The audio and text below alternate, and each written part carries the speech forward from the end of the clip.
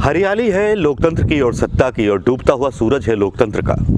और इसी डूबते हुए सूरज पर लोकतंत्र के हम आज बात करने मौजूद हुए हैं यहाँ पर, जहाँ पर चल रही है बातें बहुत सारी, और ऐसी जो सत्ता पलटने की बातें कर रहे हैं आज बहुत सारे नेता, बहुत सारे टीवी चैनल्स, जो आज वही कहानी दोहराना चाहते हैं मध्य प्रदेश की राजनीति जैसे दोहराई गई थी कोरोना काल में। जबकि कोरोना काल आज पूरे पीक पर है, उसी तरह की खबरें कुछ राजस्थान से भी आने लगी हैं।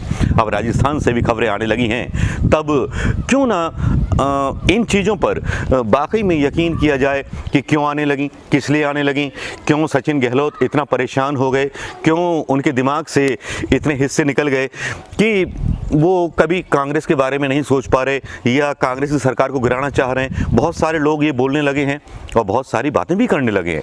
बहुत सारे लोग ये भी पूछने लगे मुझसे आजकल, जो सोशल मीडिया पर उनके रिएक्शंस आए कि साहब ये लोग कांग्रेस में आए क्यों थे। कांग्रेस के लोकतंत्र और संविधान के आधार को लेकर के चुनाव जीते थे, कांग्रेस के घोषणा पत्र को लेकर के चुनाव जीते थे, लेकिन ये कर क्या रहे हैं, ये कर क्या रहे हैं, ये क्या कर रहे हैं जो केवल कुछ जिद के पीछे अपनी सरकार को धोखा दे रहे हैं। उसमें सचिन पायलट का नाम दूसरी बार फिर से शामिल हो जाता है। सचिन पायलट बोलने लगते हैं कि वो कुछ शिकायतों को लेकर के बहुत ज़्यादा आशान्वित हैं। वो शिकायतें कौन सी हैं?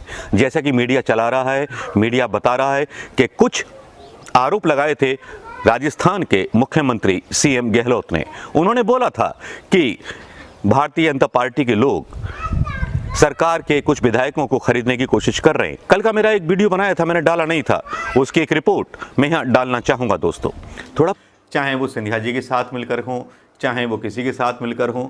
और आज तो एक बड़ा गजब हो गया कि राजस्थान के अशोक गहलोत मंत्रिमंडल ने भारतीय जनता पार्टी के 2 विधायक गिरफ्तार कर लिए जो सरकार को तोड़ना चाहते थे, जो 25-25 लाख का ऑफर दे रहे थे। तब इस पर वाकई में अफसोस होता है कि देश के लोकतंत्र को किस तरह से मोड़ा जा रहा है। जब देश का लोकतंत्र एक सत्ता पक्ष को अपना मत देता है तो उस मतदान को किस तरह से खरीद करके अपने पक्ष में लिया जाता है, ये वाकई में अजीबोगरीब बात देखने को मिली।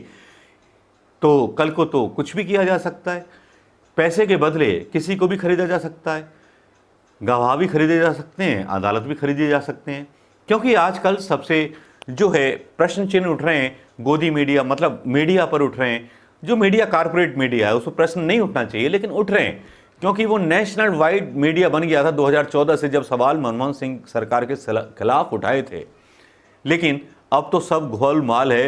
अब मीडिया को तो नशा चढ़ गया है और हिंदुस्तान की जनता को भी नशा चढ़ गया है वो दिखाने का जो टीआरपी मिल जाए, और टीआरपी उनको ज़्यादा अच्छी मिल जाती है। यहाँ पर हुआ क्या कि एक इन्वेस्टिगेशन टीम बिठाई गई, सब लोगों को बुलाया गया, कुछ विधायकों को गिरफ्तार किया गया, और विधायकों को गिरफ्तार करने के बाद उनसे पूछताछ की गई। उस पूछताछ में सचिन पायलट का भी नाम था। सचिन पायलट का नाम था, ये मीडिया के द्वारा बताया जा रहा है। असली वजह क्या है ये नहीं बताई जा रही, लेकिन सोशल मीडिया एक तरह से बोलने लगा है कि कांग्रेस में जो इस तरह के सत्ता लोलुप व्यक्ति हैं, सत्ता लोलुप नेता हैं, चाहे वो यूथ हैं चाहे कुछ हैं, उनको बाहर निकाल के खड़ा किया जाए। वो अपना भविष्य भारतीय जनता पार्टी में तलाशे तो ज्यादा अच्छा होगा। राहुल गांधी के बार बार जाकर के बेइज्जती कराना, अगर एक बुजुर्ग नेता बना हुआ है नेता तो उसको भी हक है, उसने पार्टी को दिया है अपना सब कुछ। अगर आप अध्यक्ष थे, आपको पसंद करता था यूथ, तो बाकी ऐसी परेशानी क्या भारतीय जनता पार्टी के अंदर नहीं आती? क्या भारतीय जनता पार्टी के अंदर ऐसे ध्रुव नजर नहीं आते जहां पर ऐसी चीजें हुई हों? जबकि उत्तर प्रदेश में इन्हीं चीजों को शॉर्ट आउट करने के लिए 4-4 मुख्यमंत्री बना दिए गए। लेकिन यहां हो क्या रहा है, एक नेता पायलट नाम का नेता और सिंधिया नाम का नेता, ये नेता जो हैं देश की जनता को धोखा देने के लिए बिक जाते हैं भारतीय जनता पार्टी के हाथ। तो अब भैया मंडियां सज रही हैं, अब मंडियां सज गई हैं तो जिसको सरकार बनानी है तो बना लो यार।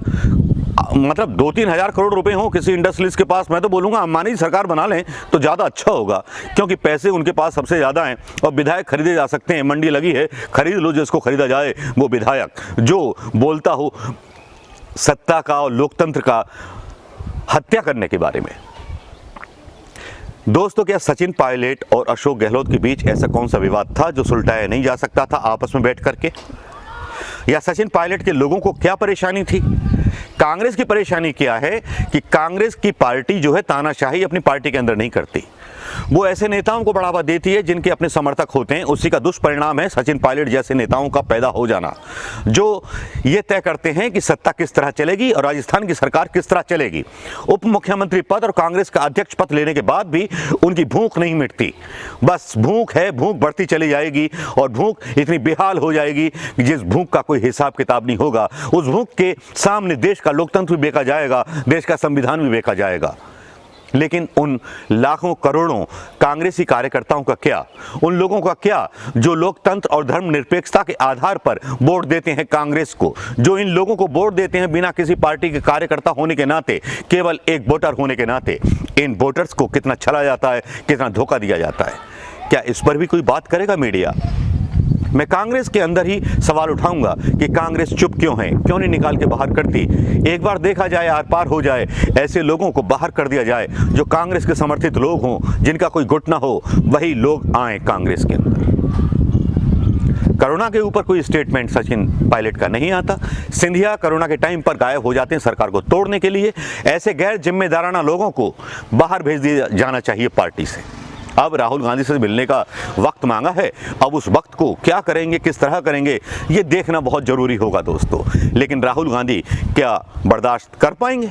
राहुल गांधी इस चीज़ को बर्दाश्त कर पाएंगे कि अनुशासनहीनता इतनी फैल चुकी है कांग्रेस पार्टी के अंदर जिस पर कंट्रोल सोनिया गांधी जी का नहीं रहा है? या एक सवाल ये भी उठता है कि बुजुर्ग नेता कमान अपने हाथ में लेकर के युवा नेताओं को डाउनग्रेड कर देना चाहते हैं। अगर यही चल रहा है और कांग्रेस इस बात में भी नहीं संभलती तो फिर कैसे संभलेगी? सवालों के जवाब कांग्रेस को खुद ढूंढने होंगे। कांग्रेस को खुद ही अपने आप उन चीज़ों के पहेलियों के जवाब ढूंढने पड़ेंगे जो पहेलियां उठ खड़ी हुई हैं। भारतीय जनता पार्टी तो खरीदेगी, जो बिकेगा वो खरीदेगी, और बिकने के लिए जब कांग्रेस के लोग ही तैयार हैं तो मंडी तैयार है। तो खरीदिए विधायकों को, खरीदिए मंत्रियों को, खरीदिए और सत्ता बदलिए। लोकतंत्र का कोई मतलब नहीं रह जाता, क्योंकि अब लोकतंत्र तो बिक चुका है पैसों के हाथों।